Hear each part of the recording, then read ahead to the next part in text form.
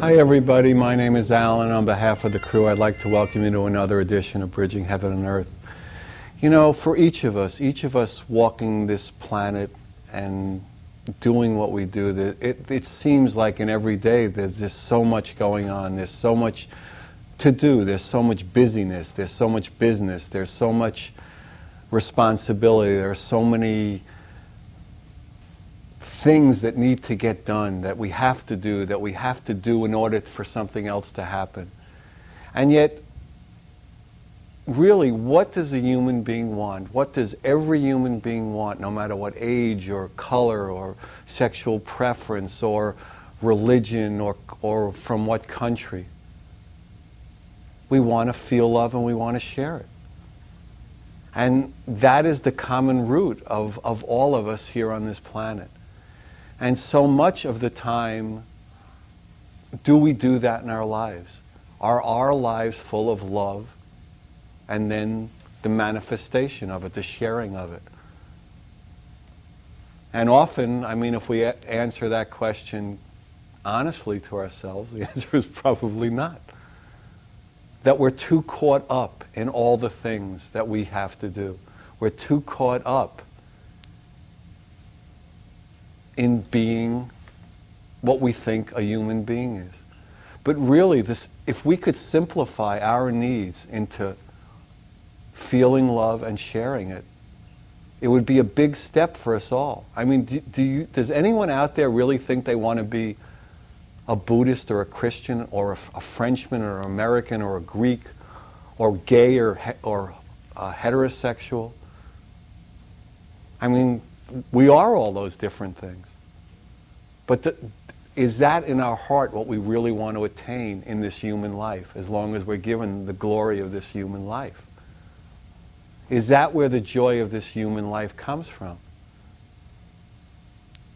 And all those, certainly all the spiritual paths and all the religions throughout history, their intent is to lead us into that love, that universal love that's called God, that truth, that transcendental experience.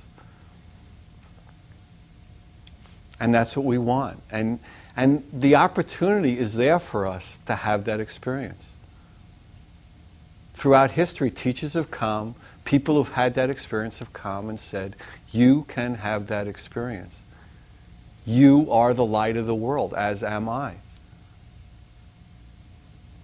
And that there is a way to know that love. And then once you know that love, the only experience you want is to share it. And no matter what other things you might be, male, female, whatever country you're from, whatever religion you think you are, there's something deeper and more, something beyond that, of which we are all one. And the opportunity is now to do that. It's time for return to that love, that simple love. That's beyond the love of family, that's beyond the love of country, that's beyond the love of those that seem like us. But to recognize and experience that love of all, the love of the one.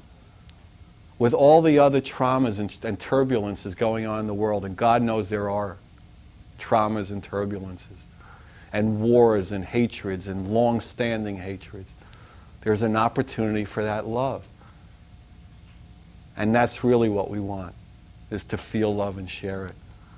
So tonight we have somebody whose life, through her intent, through the good fortune and the way people would look at it in some ways, the misfortune of her life, which has turned into the fortune of her life, knows that experience of love and wants to share it. Jo Dunning is an amazing spiritual teacher. She's a healer. She's clairvoyant, she's clairaudient, she's clairsentient. I mean, when I say those things that are real, I always start to say clair de lune, whatever that means. I don't know, but tremendously gifted. She's able to see into others' physical bodies. She's able to expand consciousness in others. And she will tell you, and she goes out all over the world doing workshops and teachings, that everyone could have that experience. And more important than those individual gifts of those, what we would call amazements, what we would call miracles, is the gift of her love. which she knows is the root of all that. And that's the process we go through to experience that love. Sometimes we get one, sometimes we get another of those gifts. But the experience is of that connectedness, of that love. And we also have, Joe's brought with us a beautiful Mudra meditation video called The Dance of Life. That is just a wonderful, beautiful video. And we'll give a feeling before Joe gets out on the set what Joe is like and what her message is and what her vibration is. So for all of us, isn't it time we return to love? And whatever things are preventing us from doing that, isn't it enough already? Really. I mean, haven't we seen what happens when love isn't our central experience? Look at the horror of it. Look at the horror of what exists on earth in some places, in some hearts. In all our hearts to some extent, probably. Look what we do to the dolphins and the whales and the oceans and the environment and the trees. Do we experience that we are one with them, that they are what we are, that they are part of that love? But we can. And in that we can live and collaborate and be creative together and enjoy the bounty of this extraordinary gift on this planet Earth that we've been given. And really that's what we want. So as we normally do, please join me in a short meditation, and then we're going to have the Mudra video, and then Joe will be on the set. It's going to be an extraordinary show. Relax, settle in. If you don't know how to do a meditation, just settle in, whatever you want to do. Just relax, and there's an extraordinary opportunity coming up in the next 55 minutes or so. So please join me in a meditation if you know one.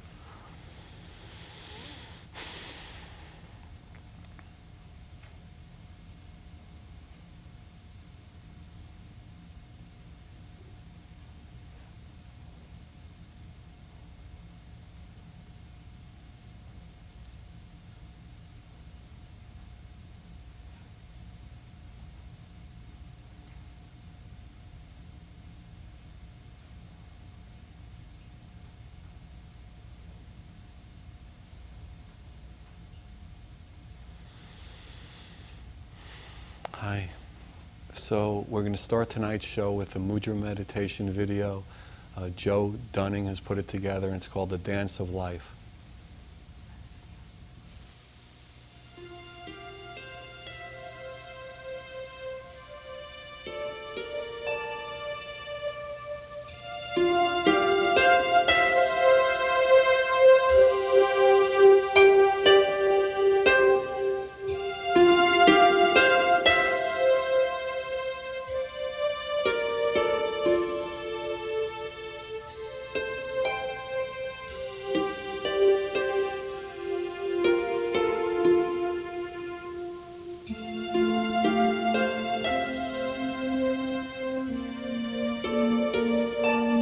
Joe Dunning is a most unusual spiritual teacher, walking the earth as one of us, while embodying a great presence which is able to heal, expand, and assist each of us into becoming the powerful being she sees dwelling within. She developed her gifts after discovering a seldom used yet highly accelerated path into the inner kingdom and spiritual awakening. She now travels the earth sharing the wisdom of her path, her healing, and initiations.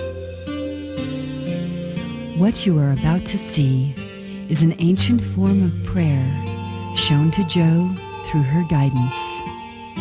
This prayer uses the combined focus of the body, mind, and being to provide healing, balance, and expansion of consciousness.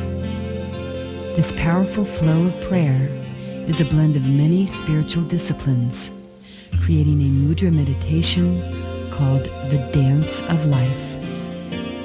The sacred hand positions of these ancient mudras connect directly into the divine energy of creation.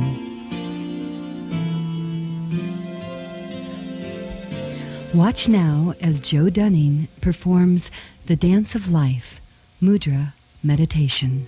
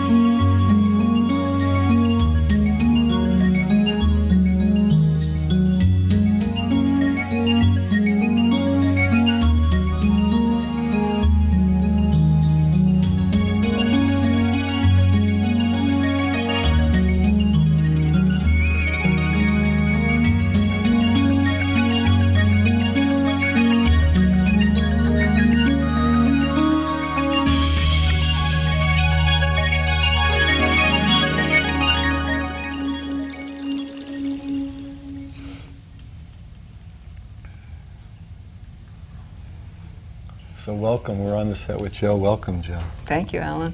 So in that video, the narrator talked about you go around and show people the wisdom of your path. What is the wisdom of your path? Well, you know, what I've discovered is that inside of each of us there is this wonderful enlightened being just waiting to pop out. And what we seem to do is wrap that being in the personality and kind of hide it.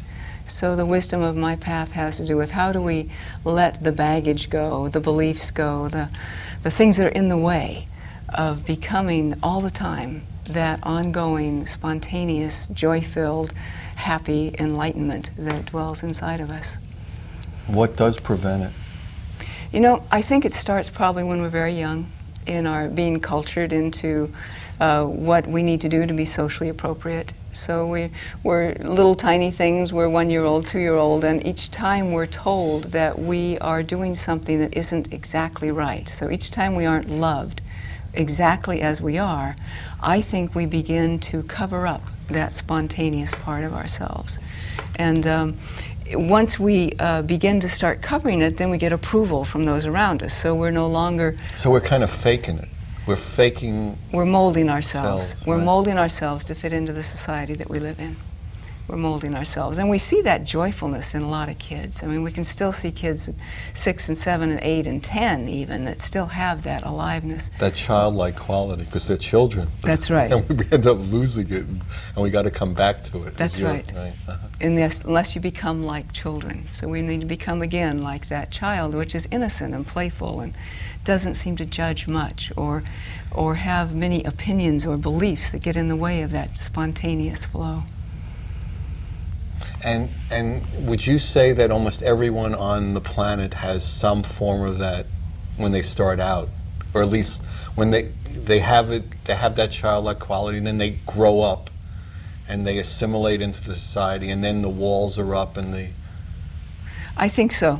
I mean, I certainly see it in all the babies. Look in their eyes and you'll just see the aliveness there.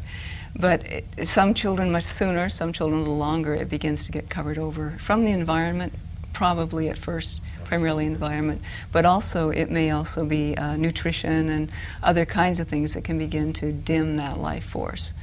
But I believe it's there in all of us, and I also believe that all of the gifts, all the spiritual gifts, are there in all of us, all the time, and we're just in the process of uncovering them, beginning to let them come forward more and more.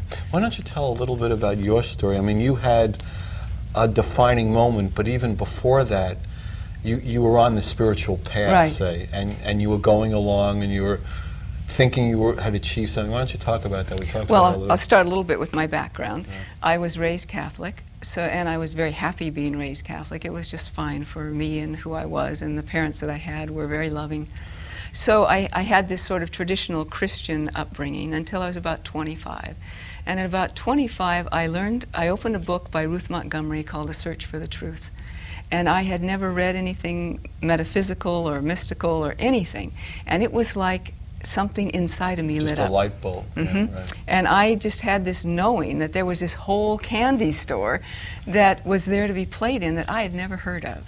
And so I began to go to workshops and study healing and pyramids and crystals and all kinds of stuff in my 20s and 30s, just fascinated by it. And I want you to know I was terrible at it.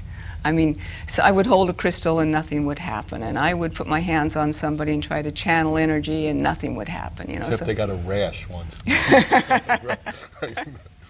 So it's not that I had a natural knack for it all the way along, but I certainly had an interest. Right.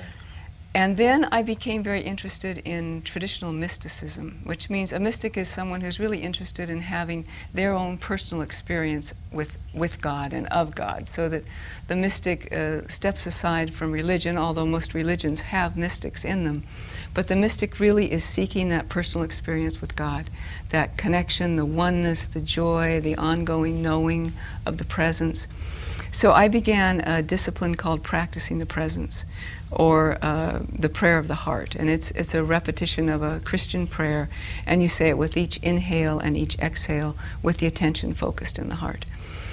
Well, probably the first 2 years of this practice was an internal war, because my mind wanted to be out thinking and planning in the world and thinking about what I'd have for dinner or the phone conversation I just had, and the practice said, no, the attention goes in the heart. So there was this struggle going on.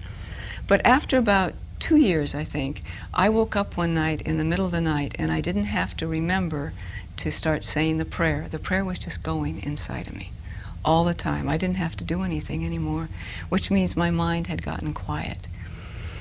Once that happened, I began to notice that my heart was opening. I mean, really opening in ways that I had never experienced before. And so I had an ongoing awareness of being love-filled most of the time, and if I didn't experience it in a moment, I could stop and refocus and it would be there. I didn't know what a precious gift that was. I mean, I just figured it happened with everybody. Perhaps it does, but I look at it as a very precious gift right now. Generally not consciously, not yeah. Most people, I would say.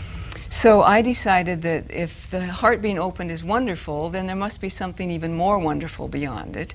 And I made a covenant with God on November 11th of 1986. I didn't know anything about numerology. I didn't know it was 11/11. Mm-hmm. And about 7 or 8 weeks later, my prayers were answered. And my request was, go ahead, do whatever's necessary to move me into the next levels of awakening, that I'm ready, I want it. And the reason I felt comfortable asking that was that I thought this open heart could endure anything, and that it would always be available to me, and that amount of love inside, it wouldn't matter what was happening in the world around me. And that's true. I mean, that was true as my heart was open. But the answer to my prayers came in a form I didn't anticipate at all, as they usually do. And there was a home invasion. And I was living at the time with a minister, a unity minister actually. And she was my spiritual teacher and dear friend. And someone invaded our home and shot both of us. And she died instantly and I recovered. So immediately my life was upside down. The beliefs that I had, that I knew about, all the reading I'd done and studying I'd done, I really thought I had the answers to life. I mean, people could ask me questions before this event happened and I could rattle off an answer, and I thought it was the answer. And it was because I'd read it someplace in a book. And with the shooting that took place, I felt like none of that made sense anymore. None of it. That it was all just out of a book. I hadn't experienced it. I hadn't lived it. I didn't even know if the person who wrote it had experienced it or lived it. And what it didn't matter. All that mattered for you was that you experienced it. That's right. You know, that's right. It's up to them whether they did or not. And so I realized that for me to survive this event and to come out a happy individual again, which was my goal, to open and bloom more, that I would have to begin to go inside and find my own answers. And so what I began to do was, I had two beliefs left. One was that everything comes from as a gift from God, and I don't know why that belief stayed. That would seem like one that go out the window fast, but that's non-duality. So I knew this was a gift, and it was just up to me to hang in with it until I could turn it into the blessing that was intended. Until you could really recognize it. Yeah. Right. And the other belief was that inside of each of us, inside you, inside me, inside everybody, there is a part of us that is a guidance system, and it knows exactly what to do moment by moment to take us from where we are to where we'd like to be.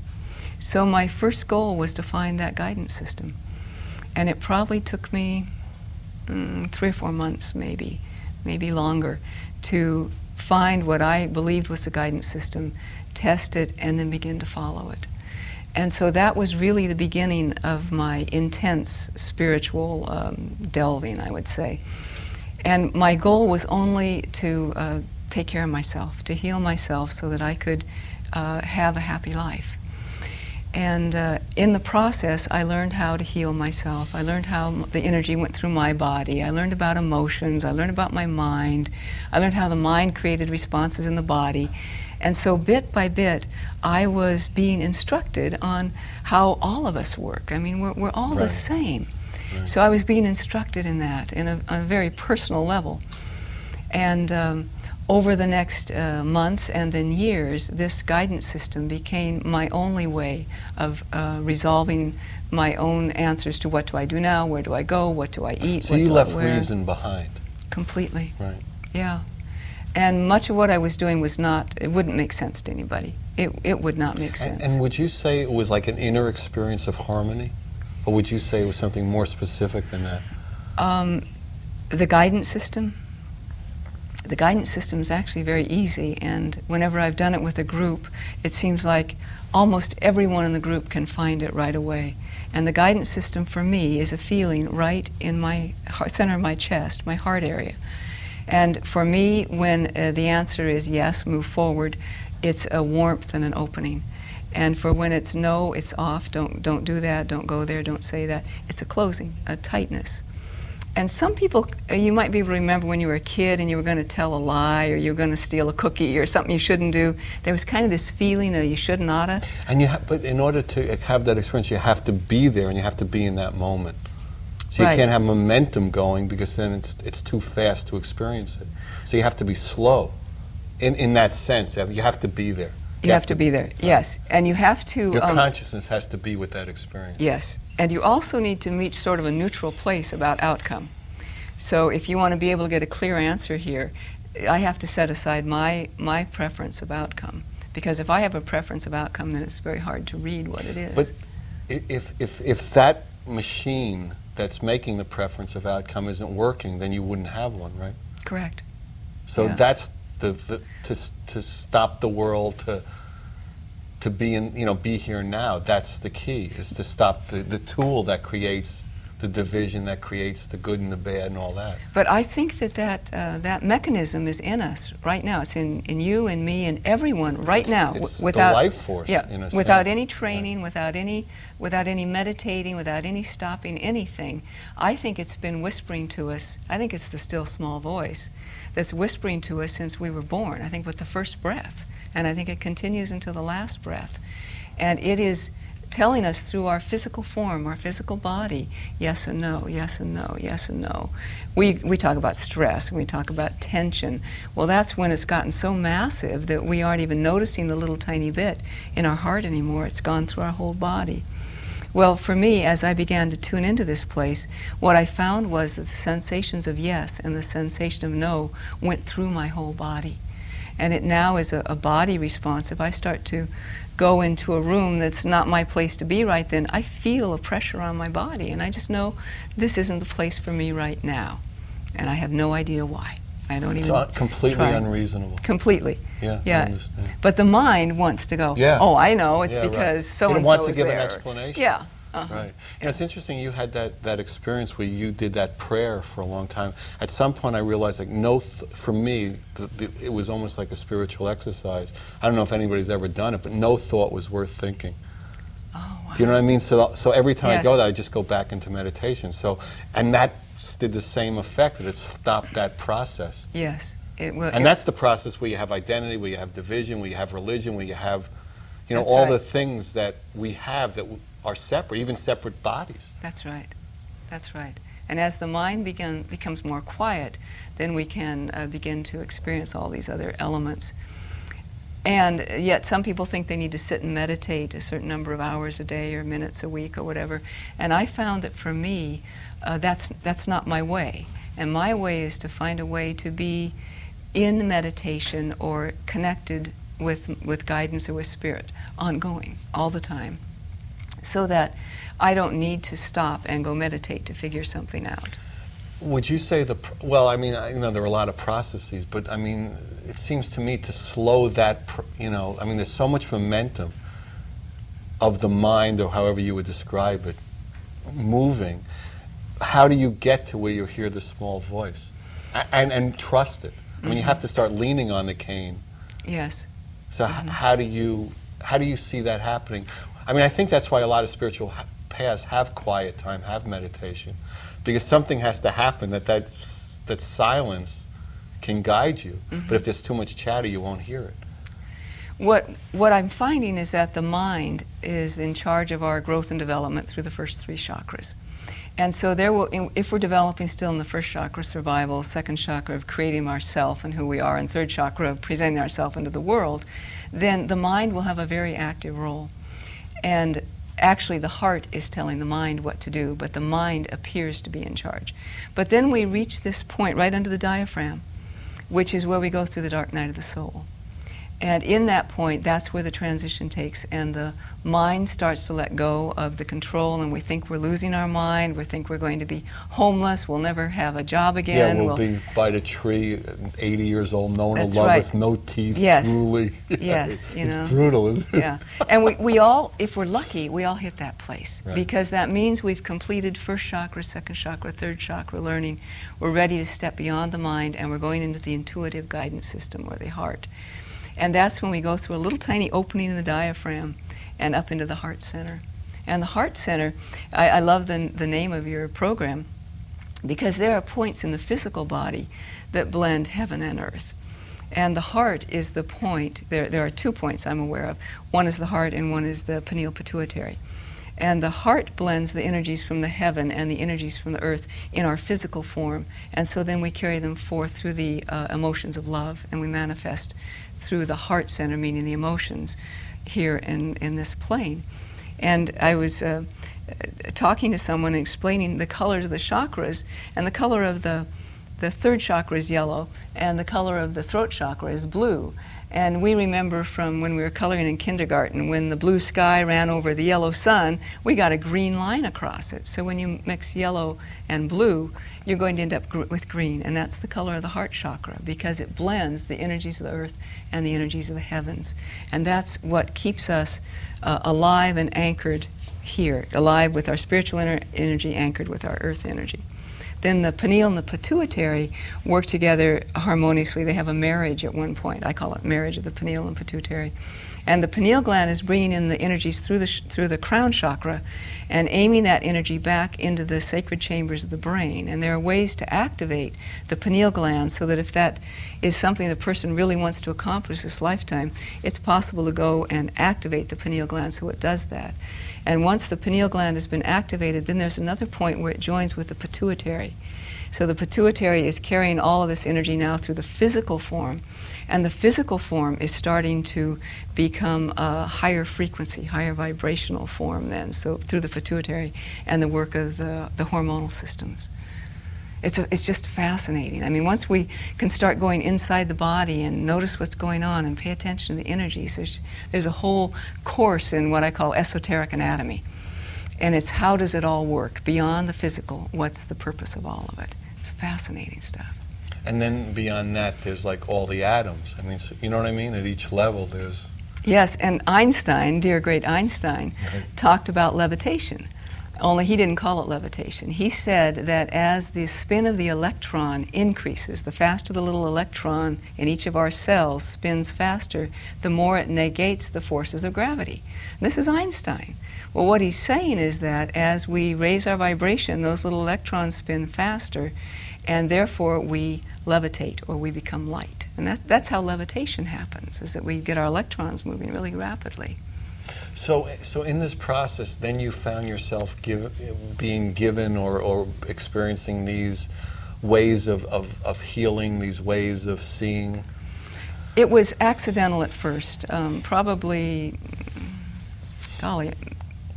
6 or 8 months after the home invasion, I was in Hawaii for a little while, and I mean a week or two, and I had a dream that I was doing some healing work. Now that's an unusual dream for me, but when I woke up from the dream, my hands were still on fire from the dream where I was doing healing work.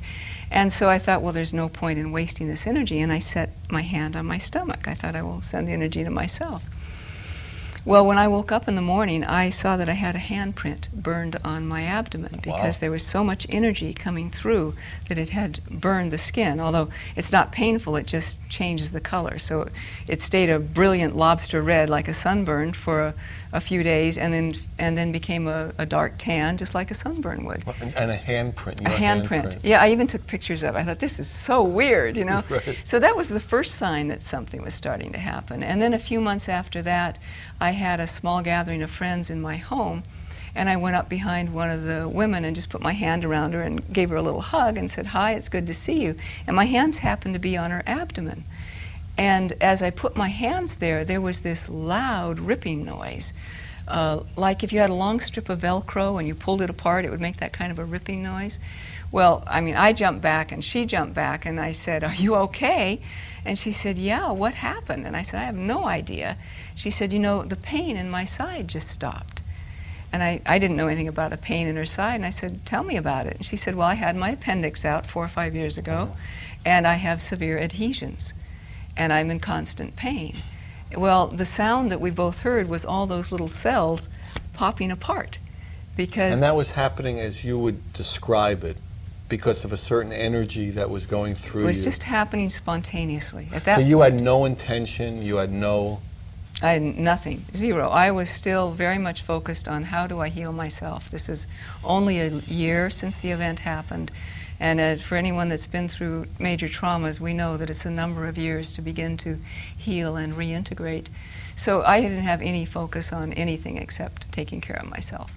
But I realized that with the handprint being burned, with this something was happening, that whatever I was doing was working. You know, something was beginning to switch. And then a period of time after that, a friend came to me and said, "I hear strange things happen around you.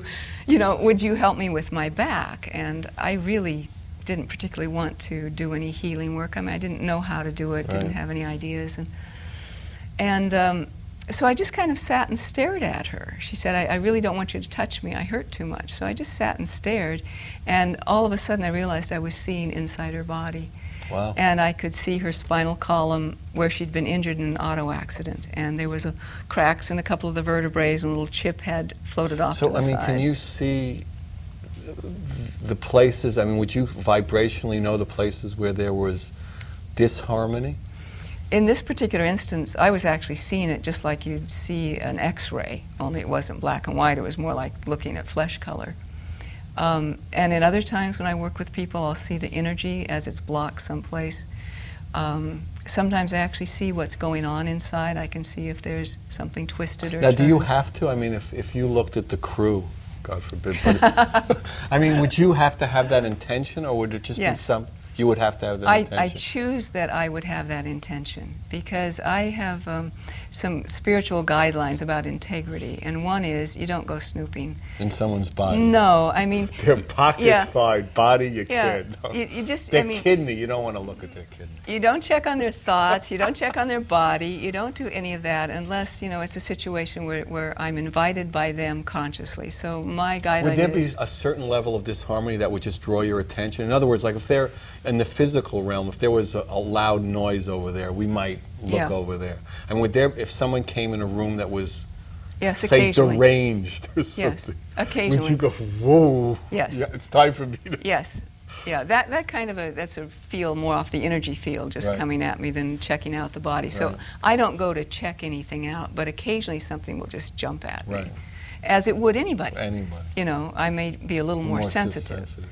Yeah, but so this scene inside the body began to develop at that point, and the person I described, I was seeing in her body, and I thought that was just the most amazing thing I'd ever heard of, and she wanted me to do something. Well, okay, you can see, what are you going to do about it? Right. What good is that doing? Yeah, right. I was very satisfied. So I just imagined, and so I've now learned a lot about imagination. I imagined my fingers were little ray guns, and I was just putting those little bone chips back in place and building a little support system. And you could see it happening? Well, let's see now. Could I see that happening? I could see it in my inner vision, but I wouldn't see it the same way I was seeing the bone, the cracks in the bone. So you wouldn't see the bone healing? At that point, I wasn't looking at the bone. I was looking at the little bars I was building on the supports on each side. But at the end of the session, the pain was gone.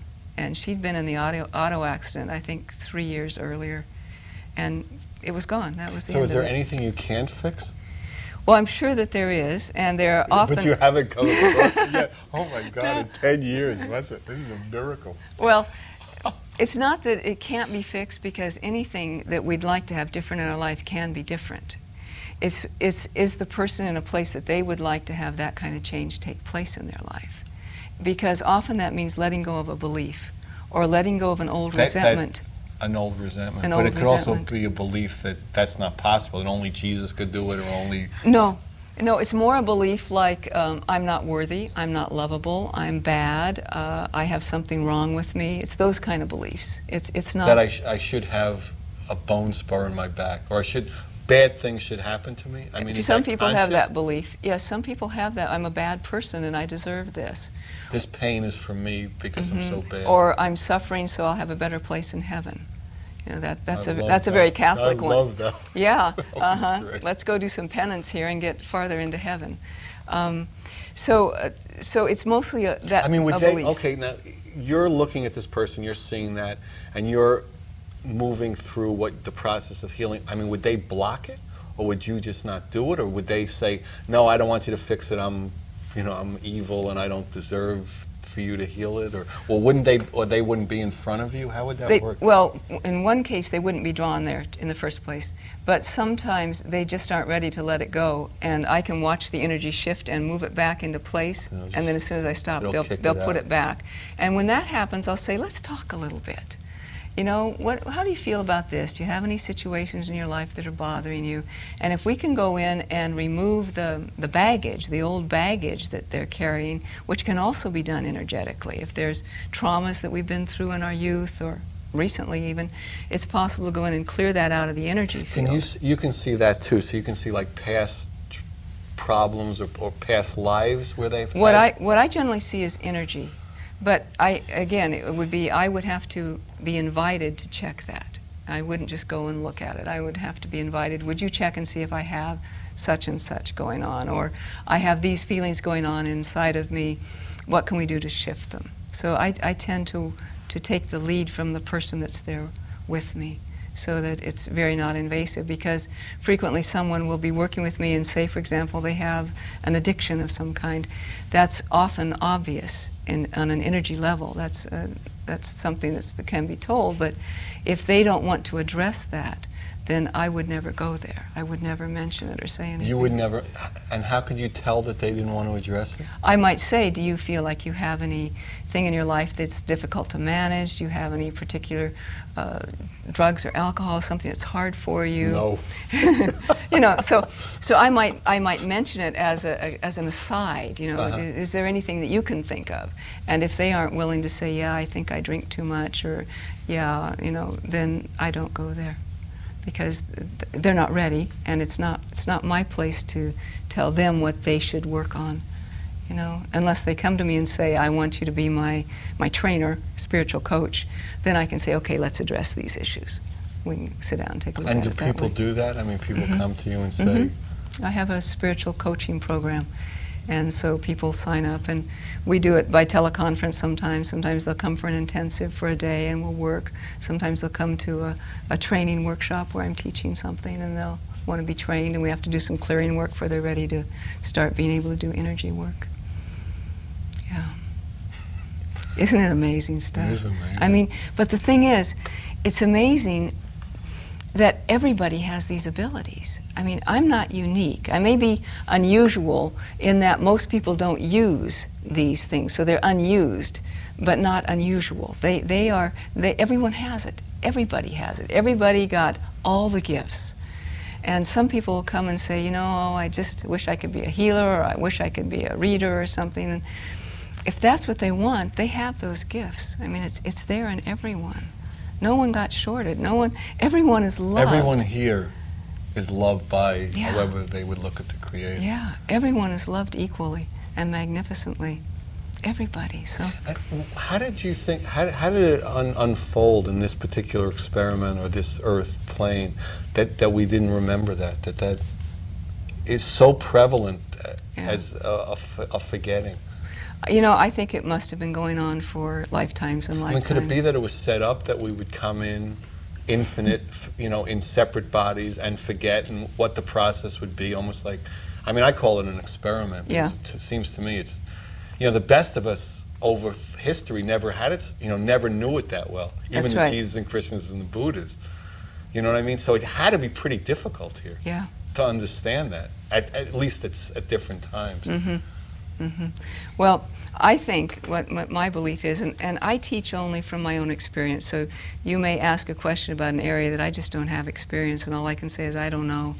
You know, I just haven't gone into that area. But I really wanted to know about how the world started. I really wanted to know that, and so I asked to be shown. Okay, and you can start there. What I was shown was this pulsing mass of energy that I would just call formless, and therefore I would call it God.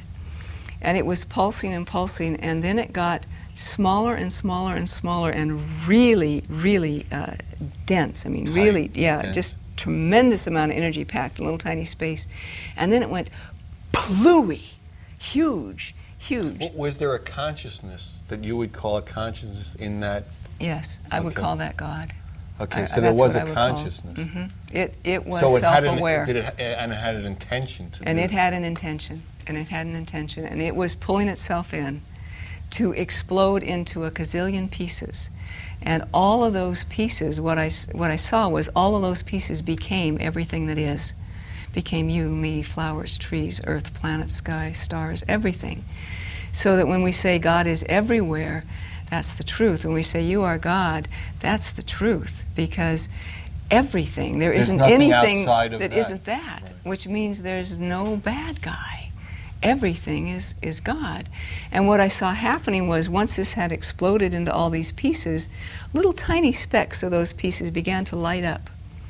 And what I watched happen was, it would be like a person in India becoming enlightened and a person in the United States becoming enlightened, more and more and more and more. And why did one light and one not? Because it had been doing whatever it needed to do to remember that it was God. When it lighted, when it remembered it was God, it lighted. One not. See, I never can understand why one. Boy, I wish I'd asked that question then. Yeah, next time you do why that one and not that one? Right. Sure. I don't know. It's an interesting, you know, why one person ended up with bad karma. Yeah. Starting off from that. Yeah. It's just, see, to me, that's why it has to be some experiment that It was going to be set up that way. That it wasn't that somebody did good and somebody didn't do good. Right. Do you know what I mean? Because it just was. Well, what I saw happening was these little specks all started lighting up, and the intention was, the God intention was that each speck would remember that it was God. And as we all remember that we're God, then this bigger thing was all lighted, and it contracted back down again and then exploded even bigger. So it was like the in-breath and out-breath. Yeah, and also the expansion and creation of a bigger and bigger divine force. Now that was how it was shown to me, and that's how I understand it right now, which also really made it hard for me for a little while, because it meant that my young childhood belief and later metaphysical belief about something out there that could help me here was not accurate. It's accurate when there's division. Well, once there's no division, then there's nothing to ask for. Nobody's asking any, you know what I mean? Yes.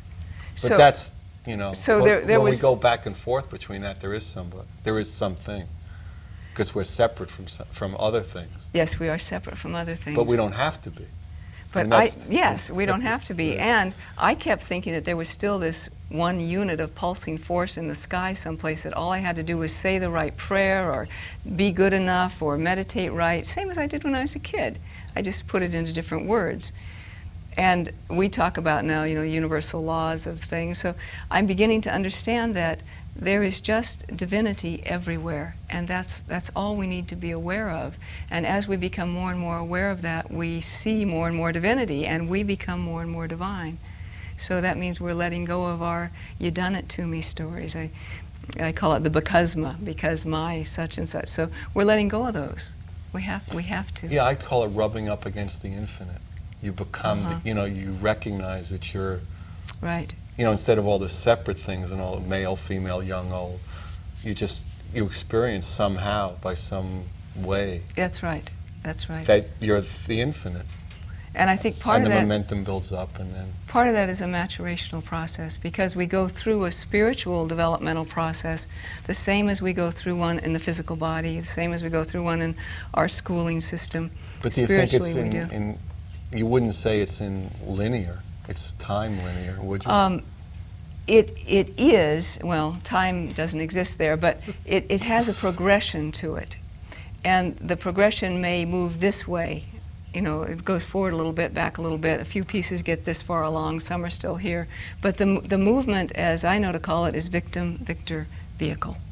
And we start off in the first two chakras at the victim stage, meaning there is a real God out there, there's a real heaven and hell. We are sort of helpless to do anything, and at some point someone will come and rescue us. Now, we all have aspects of ourselves that still go to that place once in a while. Right. But some people live in that place. And then as we move into the third chakra, we become very self-aware. We know our own boundaries. We know who we are. We know my stuff and your stuff. We know about creating our own reality. We know the laws of karma. Then we're in the third chakra, and we're moving very rapidly spiritually, and then we go through that passage I mentioned and move up into the heart chakra, which is the birth canal. That's the birth canal. The heart chakra is the birth canal between the earthly energies, mental, and the heavenly energies from here up. So we get birthed in this crossover point here at the center of our heart. And that's where the real work begins. We think that the struggle is here at the dark night, where we're trying to figure out, do I lose my mind or not? But the struggle is really when we get into the heart center and we start to be stripped of our personality, and our ego is no longer a personal ego, and our will is no longer a personal will. And that's where the real work gets done. And if we're in that place where the little voice is talking, thy will be done, right? Yes. I mean, so the only place ego and separation exist is in this organ, right? I mean, so if yes. we're here, yes. then there's only one will. Yes. And it's actually just love in motion. It isn't even a will. Right. There isn't even, there's an intention. Like you had an intention to get on the plane, but there were a lot of breaths between the time you got up this morning and you would have gone with it. Yes. I mean, how could you have done otherwise? Uh-huh. Right? I mean, wouldn't you say that? Yes, and I especially like your point that what's going on in the mind is creating what's happening. It creates the separation.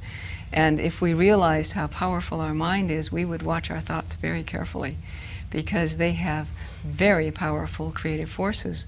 But we don't realize it. Unfortunately, we have enough conflicting thoughts that they tend to cancel each other out.